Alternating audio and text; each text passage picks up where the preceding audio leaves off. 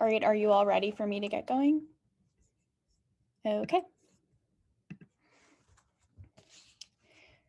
My partner and I affirm the resolution resolved on balance the benefits of creating the United States Space Force outweigh the harms. Contention 1 is space colonization. Living as human species on one planet poses tremendous risks. Schwab 005 writes that humanity now faces multiple threats to our very existence: rapid climate change, sudden pandemics of disease, asteroid and comet impacts, supervolcanoes, and gamma ray bursts all have the potential to end global civilization.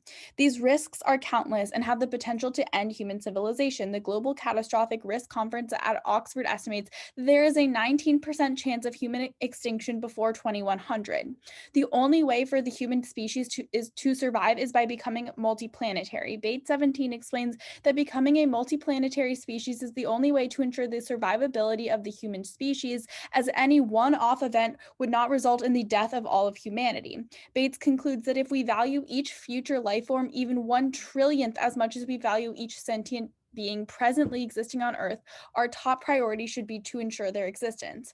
Fortunately, the establishment of the Space Force is a necessary step in the right direction. The U.S. Space Command leader, John Shaw, confirmed in 2020 that the U.S. Space Force has already taken the steps to establish a base on the moon. This base will start with robots with the goal to send humans there eventually. Additionally, the Space Force has agreed to collaborate with with NASA in order to protect space and ensure successful colonization missions. Schools 20 explains that NASA can't provide soft power, diplomatic power, or economic power if space is not secure. In essence, the creation of the Space Force is a prerequisite to any successful attempt at space colonization. Contention 2 is power projection. War in space with China and Russia is inevitable absent credible U.S. deterrence. Cooperation has failed and any attack would be met with force. Bender and Kilmes 18 explain that Russia and China are years ahead of the United States in developing the means to destroy or disable satellites that the U.S. military depends on for everything from gathering intelligence to guiding precision bombs, missiles, and drones. If deterrence fails, we lose. Fortunately, the creation of the Space Force has extended the United States power projection now and for years to come. Perry 19 explains that the U.S. Space Force will be essential to developing a culture and ethos that will recruit, train, educate, promote, and retain talent. This will allow the United States to ensure space capabilities and sustain America's strategic advantage and preeminence in the national security space activities. The impact is avoiding war. Marcetic 18 explains that the United States military dominance is key to military dominance on Earth. Space infrastructure is key to the U.S.'s military goal for outreach ranging from navigation to communications. Code Villa 18 furthers that space will become an arena for preemptive deterrence. Every environment, land, air, water, and now space, has become an arena for combat. The United States could deter destabilizing space threats from rivals by advancing its defensive capabilities through projection of power, which will decrease the odds of war that a war will break out in space. And for these reasons, we urge you to affirm.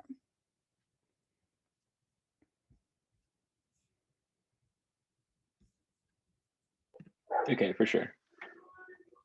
Y'all ready? Cool. Are you not the negate, and our sole contention concerns intergalactic warfare. There are three ways that the Space Force forges conflict, and subpoint A is sparking an arms race. The creation of a Space Force increases the risk of war, as Bali 20 writes that a space race has funneled billions into technology that increases the propensity of war by weaponizing space. The creation of a Space Force triggers an arms race internationally, as other countries wouldn't want to be left behind. Law 20 explains that the U.S. Space Force could trigger a new era of outer space arms races that could lead countries to be more aggressive and shift their strategies to compensate for the new information gathering and technical capabilities of the U.S. Continuing on the hostile path lead to the continued development of perceptually offensive anti-satellite weapons, as Bismil 08 reports that these weapons will reduce international cooperation by creating a hostile and competitive environment between nations, sparking regional conflicts. As long as US and Chinese policy remain unchecked by a treaty clearly outlining legitimacy of war in space, escalation in anti-satellite weapons will continue. Dawood 10 finds that a growing population of satellites and resultant accumulation of debris, as well as the greater importance of satellites, are leading to the increased escalation in the space realm. Dawood furthers that any risk of space attacks quickly escalate to nuclear use on Earth, drawing in global powers. Satellites are key, as 916 finds that satellites are the first lines of defense in a nuclear war with millions of fatalities. Subpoint B is militarizing space. Currently, Hossein 20 explains that whether the Space Force intends on it or not, it presents a more aggressive, muscular face of the space realm. Bismil 21 explains that the establishment of the Space Force would prompt militarizing space through US military and civilian satellites. Moreover, the Space Force creates bureaucratic incentives to hype these space weapons threats and build new ones. These actions have resulted in Putin paying an increased attention to the rocket and space industry as a whole. It's likely that this trend will continue to take place with other actors, as there is bipartisan support behind the Space Force and their actions. This is detrimental, as Zakia 18 adds that nations addressing in space risks miscalculation as states misunderstand one another's actions, thus forcing a first strike in the fear of another nation's identical mindsets. For these reasons, Zakia adds that the threat of a strike has made tensions higher than ever before, which is why Ramin 15 adds that conflicts in space can easily become global, and even minor opponents have the ability to escalate to huge conflicts. Preventing these attacks are critical, as Delone 18 continues that without the legislation to prevent miscalculation among actors, attacks will have the ability to escalate nuclearly. Even allowing a small-scale nuclear war is detrimental, as Sheesh 13 quantifies that just a 0.05% chance of nukes would have the ability to kill 2 billion globally. Subpoint C is decking readiness. Space forces create complexity and corruption, as Medine 20 of Time indicates that because the Space Force lacks strict management, coherent oversight, and the capacity to launch projects in a cost-effective and timely manner, the Space Force risks fragmentation and corruption at the highest levels. Currently, Monosum 20 furthers that complexities and bureaucratic processes require the need to draw magnitudes of employees, expected to be 16,000 from a pool of Air Force officers. This creates a successive fill-in effect among militant branches, causing thousands of intelligence officers to be pulled out of sectors, which is why Tamim furthers that the Space Force will lead to the inevitable collapse of other sectors in the military. Absent adequate military readiness, Jeffrey Beepus of the Sagamore Institute in 2015 writes that the US would be drawn into great power wars against actors like Russia, China, North Korea, while also drawing in allies like Israel and Europe, bringing about the use of nuclear weapons in multiple localized and global conflicts threatening the lives of billions. Okay, you ready for cross? Yes. All right, you can have the first question. Okay, cool. In your second subpoint, you referenced building up technology to hide the threat. Could you just clarify what that is? What do you mean? Oh, yeah. I could have misheard it. Yeah, so no, all that the argument is that the United States is going to posture aggressively with the Space Force, like that's what they have to do definitionally. We say that that's bad because other nations are going to perceive that as aggression by the United States, which is why they will in turn militarize as well. Can I have a question? Sure. So on your argument about power projection, you say that the Space Force is critical to create like a culture and ethos that you need to like colonize the space realm or whatever. Can you explain that? Yeah, so essentially what we say is that in order to deter China and Russia from basically building up and colonizing space and like becoming a threat, I guess, to US geopolitical interests, we have to like have a well-funded, robust space force, which would essentially attract people as a long-term like line of defense that would then like signal to adversaries that the United States is not a country that they can challenge in the space sphere. Could I ask you? Why though? Like, isn't that like kind of isn't that kind of like State Department propaganda? Like why are Russia and China going to begin militarizing the space realm when they weren't before the United States set but we tell you realm? that they already have been. That's the first card we read in our case. Okay. Could I ask you a For sure. question? Okay. So Yeah. on your third subpoint about so your third subpoint is essentially just saying that like there actually will be credible people who flood into the Space Force just from other departments. Is that what you're saying? Yeah, so just like the staff that the Space Force needs, they have to pull from other like military departments. Okay, but doesn't that just prove exactly what you were just asking, which is like why this is State Department propaganda when you're literally saying that the people who are filling in these jobs are like from military positions and therefore will be a credible deterrent? No, no, because no, I don't think that has anything to do with that at all. All that argument says is that there's a lack of oversight and equipment necessary to record or to cogently operate this force that they have, and it also like decks readiness in other areas. You have a question? Oh wait, no. So on the argument about colonization, right? So what is the overarching risk of extinction happening? Well, So we say like extremely high why? because of I all mean, so you sorry, continue. Yeah, no, sure. Well, basically, the reason why we say this is extremely high is because we list out like 7 different catastrophic events that have all shown the potential to completely wipe out civilization. So if the US I don't know, if like society moves to another planet, why can't any of these things just happen on another planet and happen like to Earth and the other planet at the same time? Well, we like divide the odds of that, right, by like having people on different planets. Sure. That's time. Start with my opponent's sole argument, which is about militarization and aggression. There's a fundamental problem with the entire thesis of my opponent's case, which is that militarization is already happening in the status quo. And so that all of their arguments are predicated off the fact that China and Russia will respond to the United States, but China and Russia are militarizing in the status quo. Cross-apply the Bender and Klimas 18 evidence from our case that explains that Russia and China are years ahead of the United States in developing the means to destroy or disable United States satellites and other military technology. And all of the arguments we made in our second contention about how there's unique vulnerabilities because they recognize that the United States does not have the capacity in order to be able to respond to a lot of these problems. This is important as the only way in which you're able to solve these problems is through militarization and deterrence, which means that our second contention comes as a prior question. Ultimately, this round should come down to the question of who controls what's happening in the status quo. If you believe that Russia and China are already militarizing, then the only risk is to respond to that, which is the affirmative case. Let's go into some of their specific arguments. Their first subpoint talks about how there's going to be triggering an arms race. But again, first argument is that this is not unique. But the second argument they say is that it reduces international cooperation. This is not true, as international cooperation is more likely if the United States has power projection. In fact, there's a famous quote from House of Cards that you should shake with your right hand and hold a rock with your left. Essentially, that power projection is the prerequisite for any sort of meaningful cooperation in space because other countries will take us seriously. If the United States don't have the capacity, then no countries will take us seriously. They make an argument about space debris. However, one, space debris is already a major problem, and that's going to cause miscalculation in the status quo. But secondly, turn the argument against them as the Space Force is necessary to protect against space debris. According to Winnington in 2021, the Space Force will have multiple avenues in order to prevent against space debris from hitting one of the United States satellites.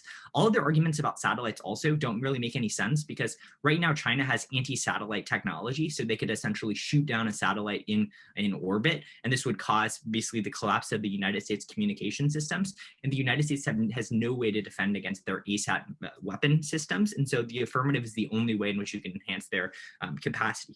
Their subpoint B is essentially the same thing as their subpoint A. They make this argument about miscalculation, but one, there's a lot of barriers to miscalculation in space, such as administrative controls that prevent miscalculation from happening.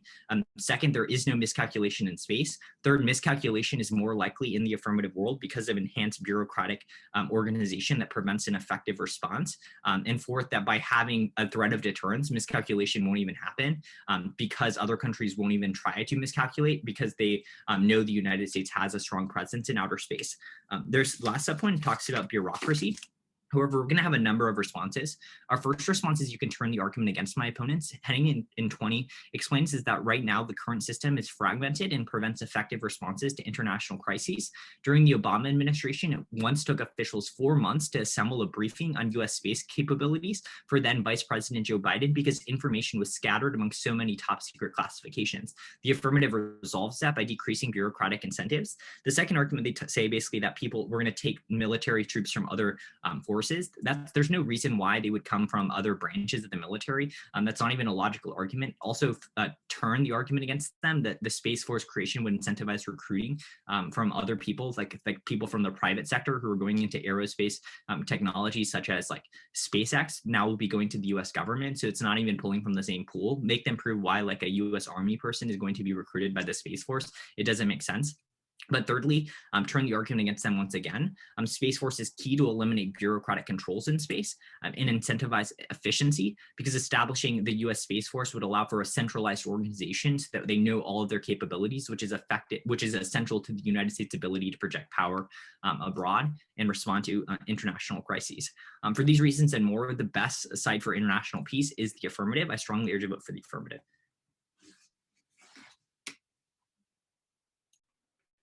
Hey, Dylan, do you have anything you want me to do, or I'm good? So Yeah, if you're good, you're good. okay, sounds good. Oh, actually, call me real quick. Is just going to be down our case first, responding to Conrad's responses, and then to the affirmative case. Okay, is everyone ready? Okay. Let's start off with the first two responses Conrad makes at the top shelf of our case. First, he says that it's non-unique because other countries are militarizing. There's two problems. The first one comes from CNBC in 2018, who writes that pre the development of the Space Force, the Air Force was already solving back for a majority of power projection and other issues that we had with other belligerent actors, which means that overall there wouldn't have been any change. The only thing that happened is that we fractured the military internally. But second, we would say that perceptually, countries like Russia and China are more likely to be belligerent when they know our military is breaking up into different factions, because now it is easier to control one branch than having to deal with one huge branch of the military. The second thing he says is that we should focus on the status quo. The Space Force was built just a year ago, and also we've had a whole year of COVID. We would say we should focus on all long-term impacts as well. Let's go to our first sub-point. They make a couple of responses. First, he said that international cooperation is going to go down because of power projection. This is a cross-application of their case. You can group their next two responses about debris going down and how Space Force solves back for debris. The problem is the Australian Air Force Academy in 2007 writes that for every single launch that we do into space, there is even more debris, which means that the impact is scalar. If we have more operations in space, there is more debris, and all of the reasons as to why, and I'll read more turns on their case as to why that's bad. The next thing they say is that anti-satellite weapons are going to be causing a lot of problems. The problem is that our subpoint B takes back for this because we said that there's more proliferation of those weapons. Our subpoint A has more proliferation of those weapons, which means that countries that are not engaged in the space realm in the first place are now managing those weapons, which makes it on net worse for the development of those weapons in space. We will agree to their argument that administrative controls prevents miscalculation, so they don't get access to either of the two terms about miscalculation going down. Let's go to our subpoint C. This is where you're going to vote for us. The first thing Conrad says is this term, that the system, when Obama was president, it took 4 months to make capacity. But the problem is they're misunderstanding how the Space Force actually developed inside of the military. All the Space Force did was split the responsibility of the Air Force and the Space Force half and half, which means that now there's even more fraction, there's even more bureaucracy, and even more problems. The next thing he says that our argument isn't logical. Our evidence already says that 16,000 personnel have been split between the two organizations. Then he says that the Space Force is not going to recruit, the Space Force is going to recruit from the private sector, but we would say no. What the Space Force actually does is contracts the private sector, and they hire from internally in the military, which is exactly why our evidence says that they've been taking personnel from other areas. The last thing he says is that we can centralize. Again, cross-apply my first response on this subpoint. It's not centralizing, it's cutting the Air Force half and half, which means that there's on net worse impacts to the military. Let's go to their case. Their first contention is all about how we're going to colonize space. At the top, you can turn the argument for two reasons. A, Farley 20 finds that when we are in space, we are more belligerent as actors, and countries do not want to sign space treaties with us, which means that even when we are operating in the space realm, we can't cooperate with other countries to colonize other planets. But second, what the ASAO in 2000, or what DAWNT 11 finds, is that the alliances that we have in space specifically fall through because we are militarizing space. We're not doing operations like NASA used to do back in the early 2000s. But second, we would also say that it's impossible to become an interplanetary species, as the week 11 finds that due to high amounts of radiation, we cannot reproduce in space, so it's impossible to do what their argument is saying. On their second contention about power projection, at the top, you can do some weighing here. Our argument about the military readiness outweighs in two ways. A is on a prerequisite, because we would say that when there's higher amounts of debris, higher amounts of miscalculation, even on Earth, it's more likely that there's going to be war, and our power projection on the ground goes down, which means it's impossible to prevent conflicts from happening. But B is on a short circuit. We would say that when we are investing into militarizing space in the first place and doing the Space Force, the process of getting power projection causes other countries to lash out and be preemptive in their own military military operations. So the process of getting power in space causes the war to happen in the first place. But the second thing we would say you can do is you can turn the argument against them. Power projection makes conflict more likely, as Nuno 12 finds, that the intent of other actors as we are developing to the level of being a great power in space is to either catch out or drop out, which means that all these countries have to become more offensive in their methods instead of being defensive. This is why our author concludes that the methods of being defensive in space is necessary to prevent conflicts from happening, not being offensive, not trying to be power projective, but rather being defensive in nature, and that's why you should negate. All right, cool. So I'll start by asking you a question. So the last piece of evidence you read, you say that power projection is bad and increases the likelihood of war. But then your overview says that the Air Force does the same thing as the Space Force, absent a couple of bureaucratic differences. So like, which one is it? If the Air Force is already projecting power and power projection is bad, I don't understand how that gets you any offense. Sure. So what we would say is from our CNBC evidence that pre-Space Force, we had like a defensive motivation in space. We weren't like offensively trying to militarize space, which is probably the argument we're going to go for as well. Like the perception, because of the second one we give about perception, when the military is actively trying to, do anti-satellite tests in space, do things like militarizing space, sending weapons into space, that causes other countries to be more belligerent. Could I get a question? Yeah, sure. Okay, let's talk about colonization. So after the Space Force has been developed, how many countries have we cooperated with to do interplanetary missions? Yeah, so I think that's like the wrong way to look at it, right? So I think the question is, how many countries were we cooperating with before the establishment of the Space Force, right? The answer is like not many. Okay. And also after the establishment of the Space Force, the United States and China signed an agreement in early 2020 that would establish consensus. But also you read no evidence that an international agreement is necessary to establish a space colony. Our argument is that the United States has the capacity to develop a colony on the moon and on Mars without needing any other actor, right? So I don't understand why we wait, what? So how many people does your impact save? Like the population of the US and what everyone else dies? No, I think that's a bad way to look at that, right? So we're just saying that there's a lot of individual events that could cause human extinction, right? Like an asteroid collapse, something like that. And so you're looking at current life on Earth, but we're talking about infinite future generations. So the Bates evidence explicates that if we valued these future life forms, even like 1/1,000,000th as much as we value people, sentient beings that are currently alive on Earth, then our sole priority should be ensuring their existence, right? So even if 1,000 people come onto a colony, we have infinite future generations. Okay, Conrad, that's fine. They're infinite future generations, but you're off the rock. You are getting 300 million people and everyone else dies, right? Right now.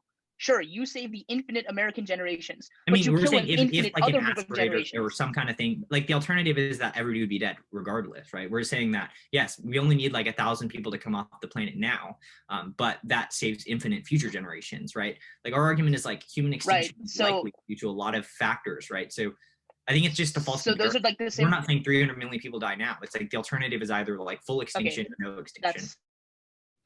That's fine. You can take a question. Yeah.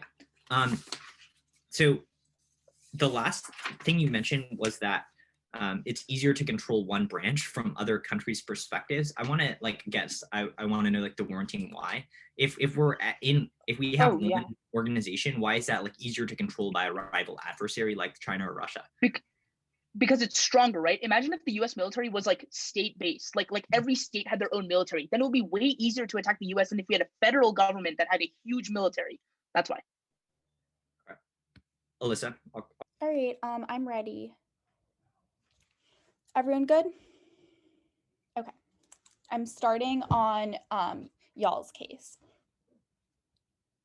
Start on my opponent's case. They make a really big error when they concede that centralizing the Space Force is going to prevent miscalculation. What we tell you is having one agency principally responsible for space exploration is going to be able to monitor different debris and different types of issues and resolve them and make sure there is no miscalculation. We tell you that debris is going to happen in either world because there are going to be space launches in either world. Only in our world do you prevent this from turning into a large miscalculation by centralization. Now, my opponents present this argument that it's going to be a lot more preferable just to have the Air Force take care of this. The problem is they never respond to our analysis where we specifically tell you that it took 4 months to even give then Vice President Biden a briefing on space exploration. Again, this links into our turn concern here because we tell you you preempt this when you have the Space Force and you're able to give information and prevent miscalculation, because in that time a lot of things can go wrong. Finally, my opponents try to tell you, like on their third argument, that we're going to be stealing people away from other agencies, and that's really bad. A couple problems. Number one, they concede that we're going to have contracts with the private sector, which means you're going to need to hire fewer people from, let's say, the Army or the Air Force. Number two, they never show you that there's been budget cuts to any of these agencies. We are telling you that the Space Force is unique and it's getting its own funding and it's not cutting from other places. Now go to our first contention, where we talk about creating an interplanetary species. We tell you that if you value a human life 1/trillionth as much as you, or if you value a future life 1/trillionth as much as you value a human life right now, you need to prioritize this contention at all costs. My opponents, their first two responses, you can group them. Essentially what they say is there's going to be more belligerence, which means no cooperation. Number one, this is non-responsive to our contention because we only need the United States to be able to go into space and to create an interplanetary species to survive when a catastrophic event happens, like a pandemic, like an asteroid, which we tell you there's a 19% chance of that happening. Their next response here is that radiation means that humans cannot produce on other planets. They fail to recognize scientific advancements like frozen embryos, which can allow for the recreation of human species on other planets. We weigh this contention over everything they talk about because we tell you that the chances are very high that something catastrophic happens on Earth. And the only way to ensure that the human species lasts into the future is to create an interplanetary species. The only thing my opponents have going for them is this argument about belligerence and this argument about an increase in conflict. We tell you in the status quo, these actors are already building up their forces right now. The only way to check back on that is to have a centralized Space Force in order to challenge that. For that reason, we outweigh on uniqueness, and we outweigh on uniqueness because we are the only actor in this round solving for a specific issue when they are not. And for these reasons, we urge you to affirm.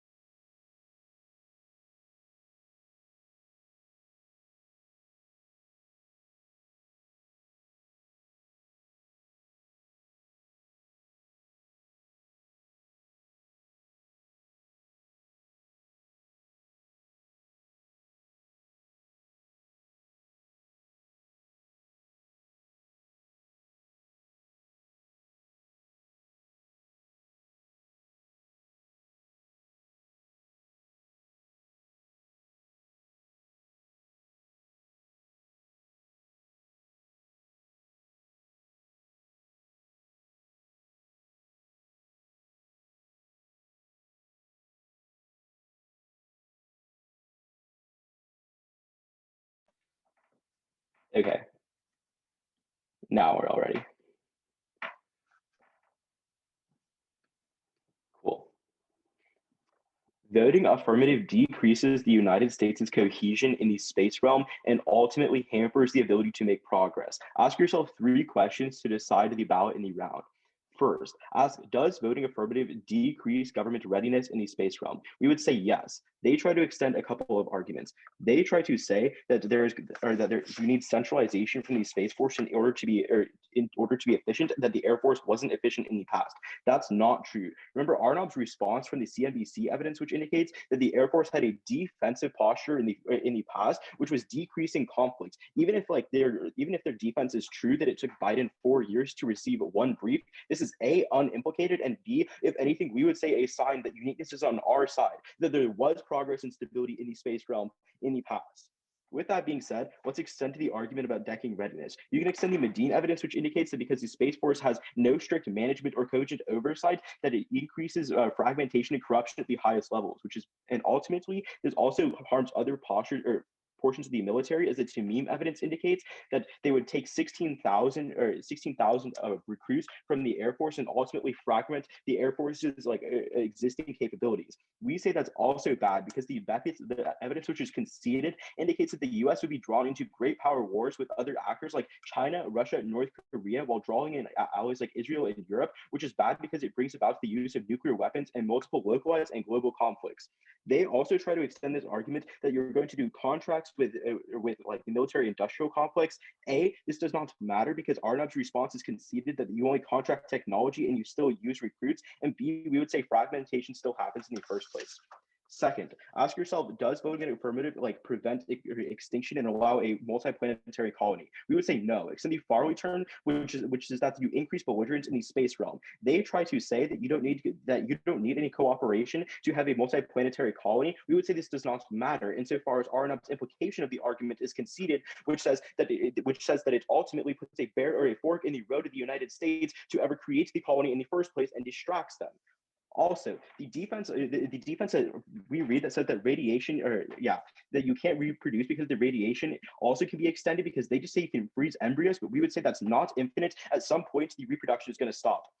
Finally, ask yourself, even if both arguments matter, which one matters more? We would say that a couple of things. First, extinction should not come first. Their argument would justify sending 2 billion people to space and leaving 7 billion to die for future generations. We would say this causes policy paralysis, and we would do anything to save 2 people. Even illogical things like making a space war would be bad. Also, we would say that we outweigh on time frame insofar as their extinction scenario has to happen by the year 2100, but we would say ours happens in the next decade or two after conflict starts to brew. Finally, we would say that we are the clear prerequisite with the implication of the Farley turn. If any increase in belligerence happens, we would say that ultimately increases conflict and decreases the capacity that the U.S. has to make a colony, which is why it's a very clear con balance. Can I ask are you all ready for Grant? Yeah, sure. So the entire link to the argument that you're going for is that 16,000 troops are going to get pulled from the Air Force, and so it's not just that, it's also that it splits the administrative duties of the Air Force and ultimately causes fragmentation. Okay, I have a quick question about the 16,000 troops. That's also the empiric, as Space Force grows, more people fracture. So my question is, for those 16,000 troops that they're taking, were those troops, what role were they playing in the Air Force? I don't know. I think one, it would they were in the kind space, they're doing the same job, right? So how does creating a separate branch decrease the Air Force's ability to do its job? Because now those people aren't doing a job in the space Force or Air Force. Yeah, but their job in the Space Force was now space. exists to do it, right? Their job was space. They're doing the same thing. They're doing the same thing. They're just working for a different. So it's also not that. You also diverge the pool from pre-existing. Yeah. So I have a question about that. If I worked at the Marine Corps, how am I qualified to work at the Space Force? Because they recruit. They recruit what? Well, I don't know. I think also Grand Cross is probably kind of. It's the difference. No, it's because no, they're going to come from the private sector because they need aerospace engineering degrees. No. Okay. So a couple of things. One, to your first question, there's a fraction of electrical engineers and people that do those works. Second, we would also say that the technology that's being companies like SpaceX that develop technologies does not stop the Space Force from hiring workers, because the Space Force still needs a workforce to do maintenance, to do operations, to do launches. But those workers are not coming from the private sector, and those are the workers that make it Do harder you to have good evidence military that says readiness. that? Because it seems like all of your evidence in your case is just specific to saying I mean, I don't even know how specific it is, but I mean, I guess is loosely talking about the idea that like they might take people from other sectors, but I don't think it says anything about them not taking people from the private sector, especially when we tell you that in order to like do space operations, you have to have a very specific technical degree that pretty much only people in the private sector have. Right. That's the reason our argument is better is because our evidence says that the loss from other sectors is still significant, even if they're contracting private sector workers, which you don't read evidence Which for. evidence says We that? have evidence that says that other sectors get worse. Which card do you wait? No, the contractor's Like, response was I my was looking response at the line that said evidence that you they're read. You have only one card that contracting says that technology. 16,000 generals would be taken over from the Air Force. They're No, doing no, the same so- job Right. on military. Yeah, It's we do. fine, The right? Medina Like, you evidence read a says card that that it says- decreases. Yeah. Would you like a That's fine, question? Arno. No, so real quick, your evidence says that they contract private workers. Our evidence says that the workers that they take from other sectors of the military does bad things. Is that a question? That's why our evidence is probably better. No, I'll ask you a question now. So let's talk about extinction, right? So if your argument is true, that means that we would justify sending like 2 people into space and letting the other 7 billion people die. Like the right? false, Because those like 2 the people will produce comparison here is infinite like I think generations. faulty, right? It's like yes, but like those people would have died So otherwise, yes. right? Like they would have died. Like it's not like we're causing those people to die. Our argument is like those people will die. So we should just ensure the survivability of the human species. Right. So But then how would we next ever thing. get anything done? How would we ever Right, get that's anything time. done if we were always worried about 2 people dying?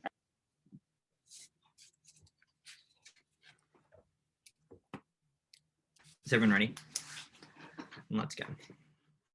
The most important argument in the round is our first contention about becoming an interplanetary species. Our Schwab 5 evidence was not responded to that there's an infinite amount of things that could happen that could cause extinction. Climate change, asteroids, supervolcanoes all have the potential to end human civilization. There's a 19% chance it happens by 2100, which means that the only risk that we can allow for the survivability of the human species is by getting off Earth and becoming a multiplanetary species. They make a lot of arguments about time frame and how this will result in policy paralysis. All of those make no sense. It's a false comparison. We're not saying that we're going to leave everybody behind. Our argument is like everybody would die in the world of, in like the status quo, but the only way to ensure the infinite survivability of the human species, and if we valued human life, future life forms as much as we value current life forms, our only obligation should be ensuring their existence. That was like this entire thesis of our case. They also really extend no defense. They just say that radiation, this is not infinite. It gives us enough time to develop scientific advancements. And also, yes, it is infinite because you can have like DNA duplications, things like that, that would make it infinite functionally. So there's no like response to that. So you should extend across our evidence that the Space Force will establish space colonization, and the Schools 20 evidence that this will allow them to colonize the moon and become an interplanetary species. It's pretty clear. That's the biggest magnitude in the round. It's a very high probability. That should be the only argument you're considering.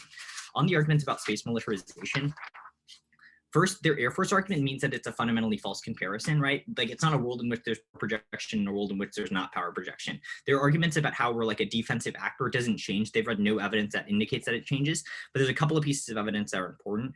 The first is that the current status quo is fragmented, and it took 4 months to actually respond to any sort of mission, which means that it's an incredibly fragmented. Adversaries see this as a strategic opportunity. Also that they don't pull from the same force. They say that 16,000 people will come from the Air Force. Like, yeah, they're doing the same job in the Air Force. We just created a different branch. Any future people that will join the Space Force are people coming from the private sector because you need advanced degrees. They have no response to that. Also, at the end of the day, space militarization is happening in the status quo.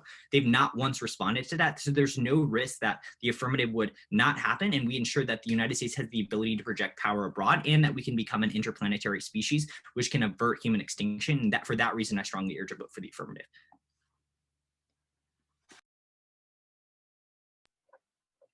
Okay. I'm going to start quickly on our case and then go to your case.